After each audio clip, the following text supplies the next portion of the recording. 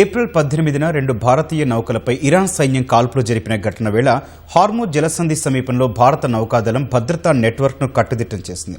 Persian గల్ఫ్లోని భారత నౌకలకు నౌకాదళం హెచ్చరికలను జారీ చేసింది. హార్ముజ్ సమీపంలోని లారాక్ ద్వీపానికి దూరంగా ఉండాలని స్పష్టం చేసింది. తాము క్లియరెన్స్ ఇచ్చినప్పుడు మాత్రమే ప్రయాణం ప్రారంభించాలని నేవీ సూచించింది. ఇప్పటి వరకు 11 భారతీయ నౌకలు హార్ముజ్ను దాటాయి.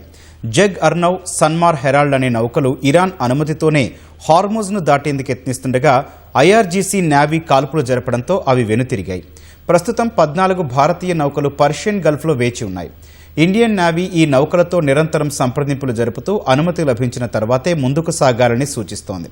వాటికి భద్రత కల్పించేందుకు 7 నౌకలను పర్షియన్ గల్ఫ్కు సమీపంలో నేవీ మోహరించింది. కాగా హార్ముజ్లో భారత నౌకలపై కాల్పులు జరిపింది తమ దళాలేనా అన్న అంశంపై దర్యాప్తు చేపట్టినట్టు ఇరాన్ వెల్లడించింది.